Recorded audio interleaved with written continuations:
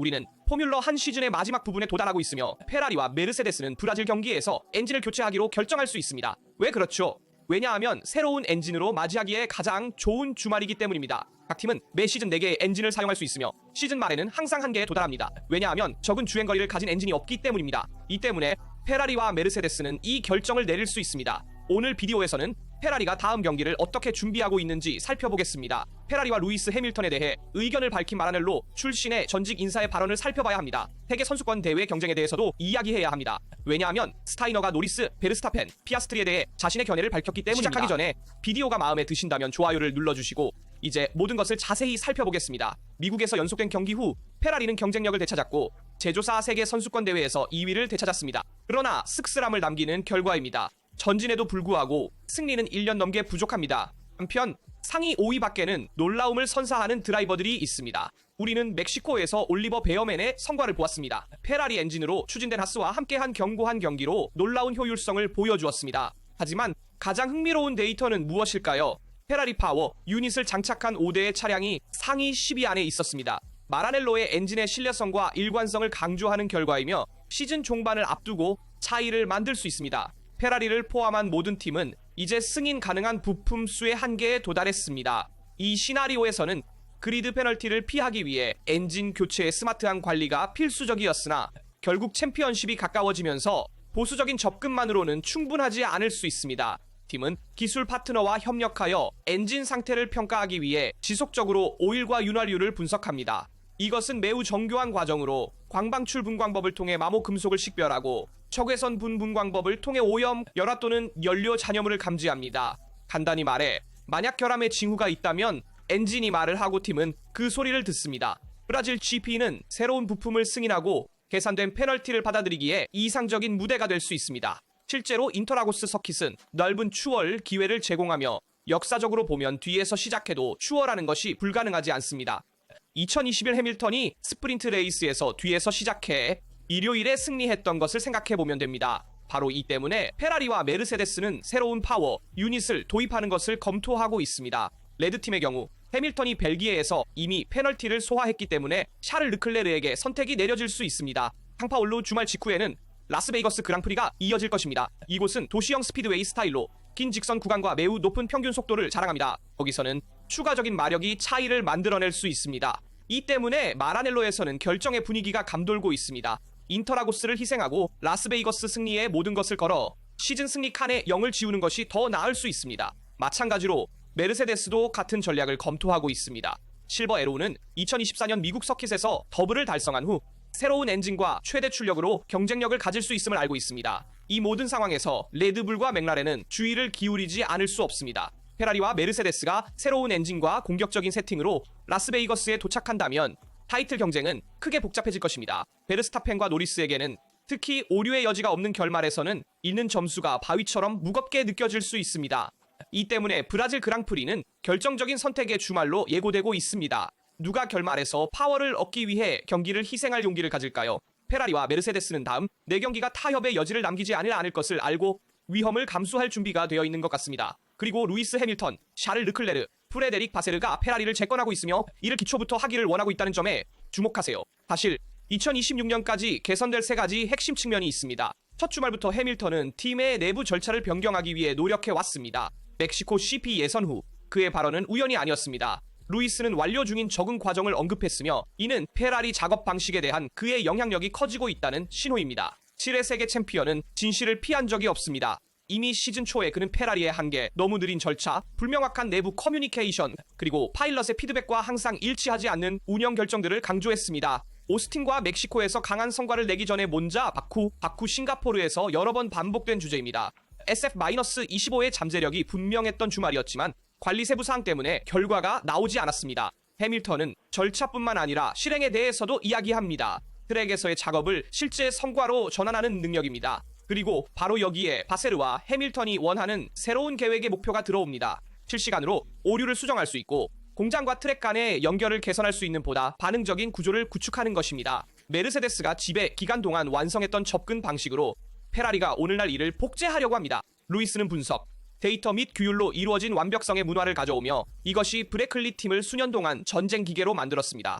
마라넬로에는 이 사고방식을 도입할 수 있는 사람이 부족했습니다.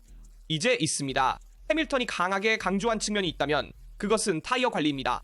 SF-25는 종종 예측할 수 없는 차량처럼 행동합니다. 균형이 빠르게 변하고 최적의 사용 범위는 매우 좁으며 혼합물의 해독은 여전히 프로젝트의 약점 중 하나입니다. 타이어가 지배하는 현대 포뮬러 1에서는 그것을 이해하지 못하면 안 됩니다. 맥라렌을 보면 됩니다. 지난 2시즌 동안 바로 이것에 기반하여 품질의 도약을 이루었습니다. 타이어 2의 셋업 최적화 및 장기 주행에서의 정확성, 반면 페라리는 공장에서 이루어진 좋은 작업을 트랙에서 재현하는데 여전히 어려움을 겪고 있으며 이는 시뮬레이터와 현실 간의 데이터 흐름이 아직 완벽하게 일치하지 않는다는 신호입니다. 7년 동안 카발리노의 야망을 짊어지고 있는 모나코 출신의 샤를 르클레르가 있습니다. 샤를은 지배적인 팀에서 한 번도 일해 본 적이 없으며 이는 그의 작업 방식에 반영됩니다. 그는 적응하며 완벽하지 않은 조건에서도 속도를 찾아내는 드라이버입니다. 이는 엄청난 장점이지만 동시에 한계이기도 합니다. 실제로 르클레르가 불균형한 차량에서 최대한의 성능을 끌어낼 때 팀은 선택한 세업이 올바르다고 믿게 되지만 종종 이는 단지 드라이버의 재능이 근본적인 문제를 가리고 있을 뿐입니다. 반면 해밀턴은 만족하지 않으며 차량에 적응하기 전에 그것이 완벽해야 한다고 요구합니다. 두 가지 다른 하지만 상호 보완적인 철학입니다. 그리고 바로 이 점에서 페라리는 자신의 힘을 구축하려고 합니다. 내부 소식통에 따르면 마라넬로에서는 새로운 개발 절차와 드라이버, 엔지니어 및 시뮬레이터 간의 피드백 관리 방식을 개선하기 위해 작업 중입니다. 태업 단계에서 기술자들은 이제 더 넓은 범위의 가상 구성들을 분석하지만 트랙에서는 가장 유망한 것들만 테스트합니다. 차이를 만드는 것은 드라이버가 어떤 방향을 따라야 할지, 어떤 아이디어를 버려야 할지 이해하는 것입니다. 르클레르는 그의 민감성을 통해 불완전한 패키지를 최대화할 수 있습니다. 반면 해밀턴은 그 패키지를 완벽하게 만드는 방법을 가져옵니다. 이 두 세계가 정련되면 페라리를 마침내 완전한 팀으로 변모시킬 수 있습니다. 하지만 모든 사람이 하는 진짜 질문은 페라리가 어떻게 싱가포르에서 오스틴까지 그렇게 많이 개선되었을까요? 실제로 최근 두 경주에서 페라리는 마침내 트랙에서 잠재력을 발휘하여 꾸준히 포디움을 위해 싸울 수 있었습니다. 하지만 시즌 끝까지 그렇게 계속할 수 있을까요? 오스틴 주말부터 팀은 이미 가지고 있던 것을 더 잘 활용하기 시작했습니다. 르클레르와 해밀턴 모두 2연속 포디움, 2번의 깨끗한 경주 및 2번의 견고한 성과를 거두었습니다. 바세어와 루이스 자신에 따르면 핵심은 실행이었습니다. 예선에서 마침내 일관된 타이어 관리를 통해 더 정돈된 페라리를 볼 수 있었습니다. SF25는 타이어를 과열시키지 않으면서도 타이어를 가열하는데 어려움을 겪는 경향이 있습니다. 이로 인해 팀은 추가적인 열을 생성하기 위해 앞쪽 브레이크의 공기 흡입구 행동을 더다사 변경했습니다. 예선 세션에서 많은 도움이 된 선택입니다. 빠른 랩 준비 과정도 개선되었습니다. 피트레인에서의 긴 대기와 급하게 시작하는 랩이 더 이상 없으며 정확한 온도 관리를 합니다. 결과적으로 멕시코시티에서 해밀턴과 르클레르는 트랙에서 가장 중요한 구간인 중앙 섹터에서 타이어가 완벽하게 최적의 온도 범위에 들어가 있었습니다. 브레이크 관리도 마찬가지입니다.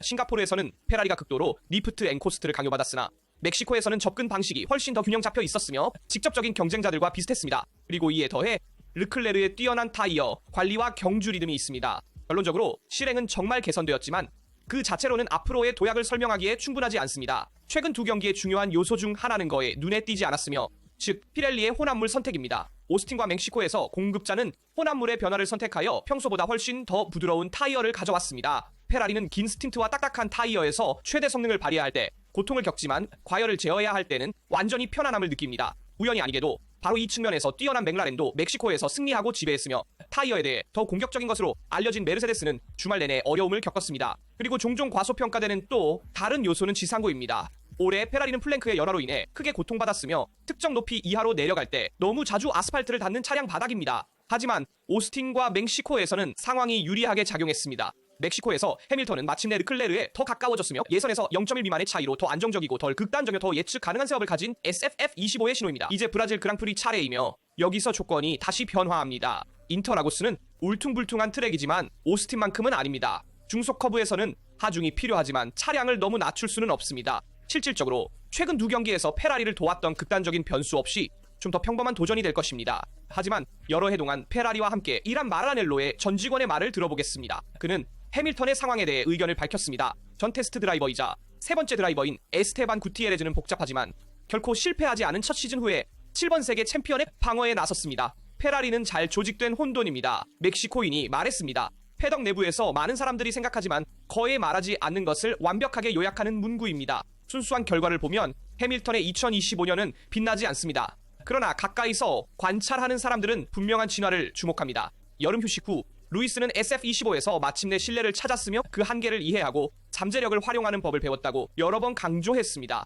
멕시코에서 페르스타펜과의 대결에서 페널티가 없었다면 르클레르 뒤에서 마무리할 수 있었을 것입니다. 오스틴에서는 스프린트와 그랑프리에서 각각 4위를 차지하며 속도와 타이어 관리에서 눈에 띄는 진전을 보였습니다. 해밀턴은 즉흥적으로 하지 않고 체계적으로 구축하고 있습니다. 구티에레즈의 말은 상징적입니다. 잘 조직된 혼란은 페라리의 현실을 완벽하게 묘사합니다. 열정과 감정적 반응, 갑작스러운 창의성의 순간과 창조적 무질서로 살아가는 팀입니다. 바로 이러한 본질이 페라리를 다른 팀들과 다르게 만들지만 동시에 더 통제하기 어렵게 만듭니다. 메르세데스처럼 엄격한 방법론적 환경에서 온 해밀턴은 이러한 이중성을 견디는 법을 배우고 있습니다. 질서와 무질서, 계산과 마음, 논리와 광기, 이 두 세계 사이에서 균형을 찾으면 그는 페라리의 새로운 시대를 상징할 수 있을 것입니다. 그러나 우리는 베르스타펜과 레드불의 상황도 논의해야 합니다. 그들이 여전히 세계 선수권 대회에서 싸울 수 있을까요? 아니면 너무 적은 경기가 남았고 선두인 랜도 노리스와의 격차가 너무 큰가요? 멕시코에서 맥스 베르스타펜은 큰 위험을 감수했습니다. 세계 선수권 대회에서 그의 경주가 끝날 수 있었던 주말은 완벽한 생존 시험으로 변했고 3위로 마무리하며 금메달과도 같은 가치를 지녔습니다. 기술적 어려움과 불리한 트랙에서 RB21이 한계에 도달했음에도 불구하고 레드불은 모든 선택을 정확히 맞춰 피해를 최소화하고 이어받은 희망을 유지할 수 있었습니다. 이론적으로 멕시코는 레드불에게 최악의 경기 중 하나여야 했습니다. 높은 고도, 낮은 그립 및 감소된 공기역학적 하중은 RB21에 심각한 영향을 미쳤어야 했습니다. 실제로 주말은 어려움으로 시작되었습니다. 그러나 모든 예상과 달리 베르스타펜은 포디엄에 오르며 피아스트리와의 격차를 줄였고 노리스와의 격차는 여전히 더 냈습니다. 하지만 그 3위는 승리와 같은 가치를 지닙니다. 멕시코 주말은 챔피언십의 이 단계에서 레드불의 주요 문제를 밝혀냈습니다. 균형과 타이어 손상 사이에서 너무 짧은 커버리지. 사실 베르스타펜은 연습 후 명확하게 말했습니다. 경기에서 원하는 만큼 밀어붙일 수 있다면 예선에서 무언가를 희생하는 것이 낫습니다. 그래서 레드불은 후미 쪽에 많은 하중을 두고 안정성을 유지하기 위해 폴 포지션을 포기했습니다. 대담하지만 성공적인 선택입니다. 그는 르클레르를 추월하려고 했지만 가상 세이프티카가 등장했습니다. 그러나 문제는 준비 주행이 너무 느리다는 예선에서 다시 발생했습니다. 앞바퀴는 적절한 온도 범위에 들어가지 않았고 긴 직선 구간에서 더욱 냉각되었습니다. 결과적으로 RB21은 제동시 불안정하고 빠른 구간에서 정확성이 떨어졌습니다. 그러나 경기에서는 설정이 완벽하게 작동했습니다. 시즌 종료까지 4경기를 남기고 맥스 베르스타펜에게 세계 선수권 대회는 여전히 획득하기 어렵지만 불가능한 것은 아닙니다. 멕시코는 함정이었고 맥스가 타이틀에 작별을 고할 수도 있는 주말이었습니다. 그러나 그는 살아남았고 중요한 포인트와 다시 찾은 자신감을 얻었습니다. 베르스타펜은 브라질 그랑프리를 매우 좋아하므로 세계 선수권을 위해 거기서 모든 것을 걸고 싸울 것입니다. 그런데 왜 업데이트된 레드불이 멕시코에서 맥라렌 수준에 도달하지 못했을까요? 기술적인 이유를 살펴보겠습니다. RB21은 시즌 동안 매우 정교한 차량으로 변했습니다. 트랙 엔지니어링 책임자인 폴 모나하는 이를 명확한 언어로 설명했습니다. 작은 공기역학적 오류가 모든 것에 영향을 미칩니다.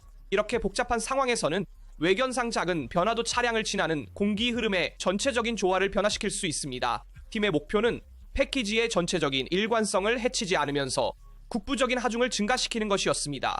야심찬 임무로 단계적으로 RB21을 시즌 초반보다 성장시켰지만 멕시코시티처럼 공기가 희박한 극한 트랙에서는 매우 더 엄격한 타협을 강요받습니다. 실제로 해발 2200m에서는 멕시코의 공기가 표준 트랙보다 약 20% 덜 밀집되어 있습니다. 이는 파워, 유닛과 배터리 브레이크의 냉각이 엔지니어들에게 악몽이 된다는 것을 의미합니다. 같은 열 교환을 얻기 위해서는 차량을 통해 더 많은 공기를 통과시켜야 합니다. 레드불은 측면 상단에 배기구를 눈에 띄게 열어 반응했습니다. 과열을 피하기 위한 필요한 조치였지만 심각한 부작용도 있습니다. 더 큰 저항과 공기역학적 하중 손실입니다. 반대로 맥라렌은 우수한 열 관리와 더 효율적인 패키지 덕분에 엔진 커버를 거의 변함없이 유지할 수 있었습니다. 메르세데스 엔진이 중요한 역할을 했지만 실제 강점은 공기 흐름의 최적 분포를 통해 얻어진 냉각과 공기역학 간의 균형이었습니다. 많은 사람들이 멕시코시티에서 가져온 업데이트가 명확한 개선을 가져오지 않은 이유를 궁금해했습니다. 대답은 겉보기보다 더 복잡합니다.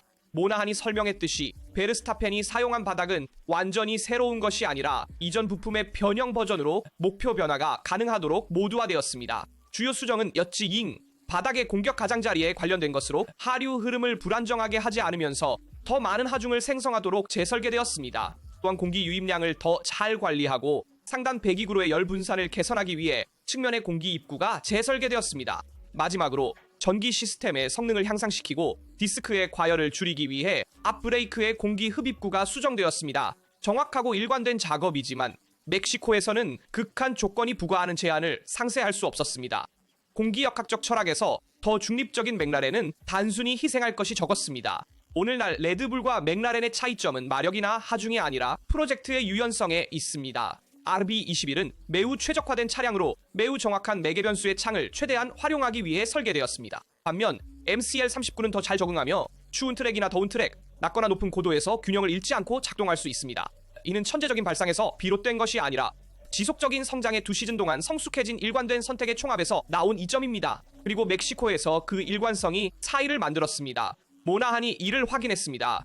향후 4개의 그랑프리와 2개의 스프린트에서 새로운 업데이트 패키지가 도착할 예정입니다. 목표는 간격을 줄이는 것뿐만 아니라 RB21의 예측 가능성을 향상시켜 이상적인 작동창으로 되돌리는 것입니다.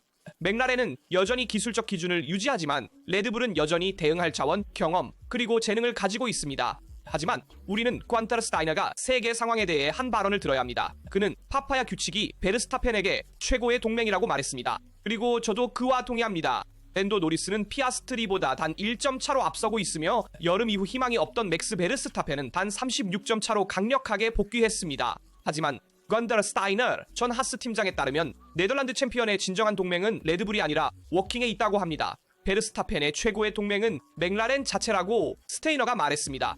파파야 규칙은 그를 위해 특별히 작성 것처럼 보입니다. 5경기 전 네덜란드 그랑프리 이후 상황은 이미 정해진 것처럼 보였습니다. 피아스트리는 시즌 7번째 승리를 거두며 노리스와의 직면에서 7대5로 앞서고 있었고 랜도는 34점 차로 뒤처졌고 베르스타펜은 100점 이상 차이로 멀리 떨어져 있었습니다. 그러나 포뮬러 1은 느슨해진 사람을 용서하지 않는다는 것을 알 수 있습니다. 그 이후로 노리스는 리든 일관성 및 자신감을 회복하며 세계 리더십을 차지했지만 피아스트리는 내부 계층을 확립하지 못한 맥라렌으로 인해 불확실성의 소용돌이에 빠졌습니다. 팀에 명확한 계층이 없으면 스테이너가 설명하기를 운전자가 내부 전쟁을 벌이게 됩니다. 그리고 이것이 바로 베르스타펜에게 필요한 것입니다.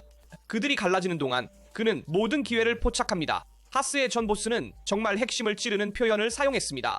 파파야 규칙은 맥라렌의 상징적인 색상과 명확한 선호를 강요하지 않으려는 영국팀의 철학을 참조합니다. 세계 타이틀을 위해 싸울 때 스포츠적인 접근 방식이지만 위험합니다. 그리고 같은 스테이너는 피아스트리의 성능 하락에 대해 언급했습니다. 아마도 피아스트리는 팀이 완전히 자신을 지원한다고 느끼지 못하고 운전자가 실력 부족을 느끼면 의심을 시작하고 약간의 명료성을 잃고 작은 실수를 하고 더 이상 최선을 다할 수 없습니다. 피아스트리는 경기에서 더 긴장하고 덜 예리해 보이며 종종 맥라렌 박스의 전략적 선택과 불일치를 보입니다. 맥라렌이 갈라지는 동안 베르스타펜은 관찰하고 이를 이용합니다. 완벽하지 않은 레드불과 함께 멕시코에서 3위를 차지한 것은 네덜란드인이 포기할 의사가 없음을 확인시켰습니다. 그리고 스테이너는 의심하지 않습니다. 맥라렌이 2개의 자유로운 선두로 경주를 계속하는 한 베르스타펜은 경기에 남을 것입니다. 그에게는 이상적인 상황이고 그들에게는 최악의 상황입니다. 세계 챔피언십이 이제 가까워지고 최종 라운드가 다가오면서 질문은 하나입니다. 맥라렌이 모든 것을 타협하지 않고 운전자들 사이의 완전한 자유를 얼마나 더 허용할 수 있을까요?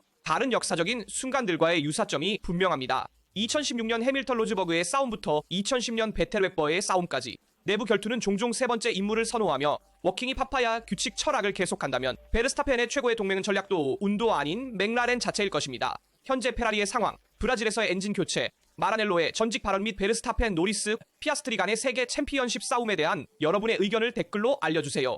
꽌타르 스타이너의 발언에 동의하십니까? 여러분의 모든 댓글을 읽고 답변하는 게 정말 궁금하고 기대됩니다. 항상 여러분에게 좋아요를 누르고 구독하며 알림을 활성화하여 채널의 모든 비디오를 놓치지 않도록 하라고 상기시킵니다. 여기 얼라썰이었습니다.